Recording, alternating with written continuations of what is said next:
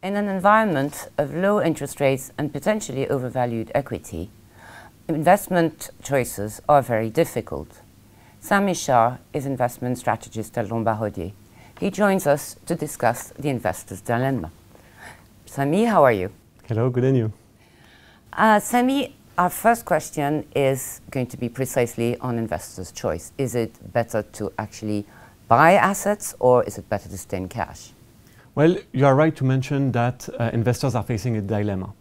There's a hard choice to make between, on the one hand, expensive financial assets, and it is true, every financial asset is expensive. Bond yields are close to record lows, credit spreads are tight, equity valuations are elevated, and that can be explained by the fact that, on the other hand, you have zero yielding cash in most of the Western world, and probably for the quarter to come, even in the UK and in the US. So you have the certainty to have a negative real return on your deposits when adjusted to inflation and fees.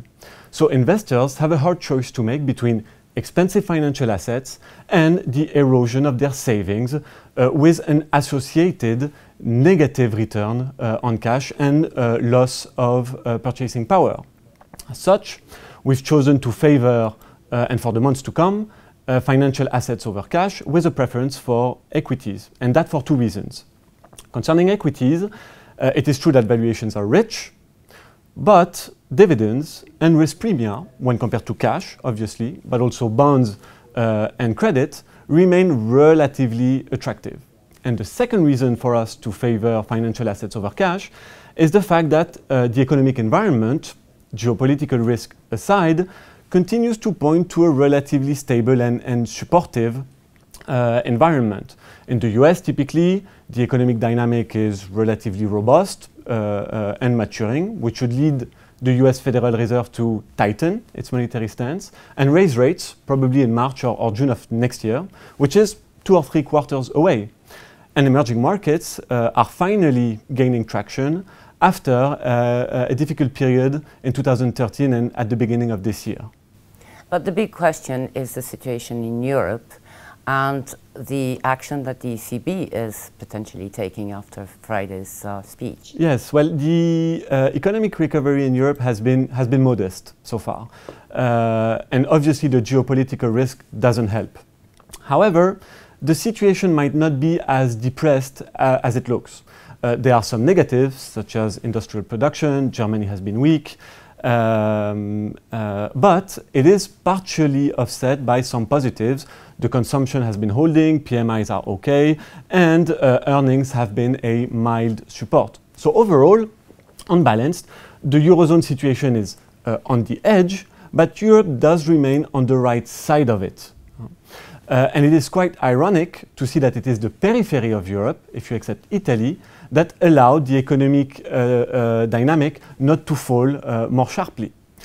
Another glimmer of hope is the fact that lending in Europe has become slightly better, or at least less bad. If you look at loan data or bank lending survey, they all confirm the fact that the lending environment on a broad level, but also on a country level, is pointing to some improvement. So it's a perfect timing to see the European central bank's relatively creative and hopefully efficient package to come into play in September, which should be a support to the European recovery.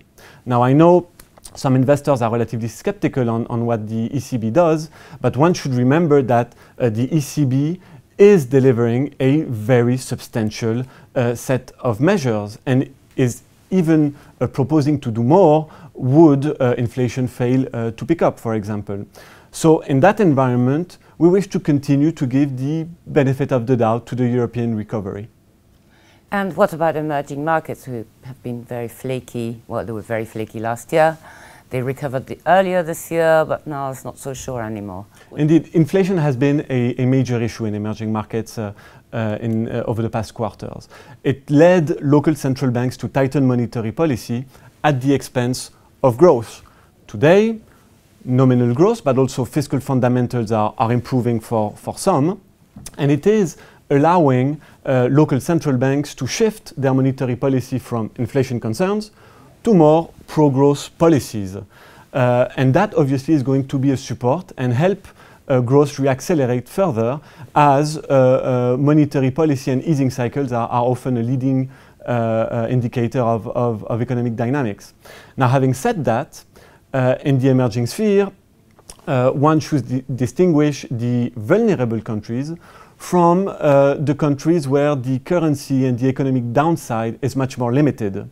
As such, we wish to favor assets, so whether it is currencies, bonds, credit, but also equities, of countries like Asian countries and some selective South American countries like Colombia or Mexico, to a lesser extent Chile, and we will be more cautious on countries like Russia, South Africa or Turkey.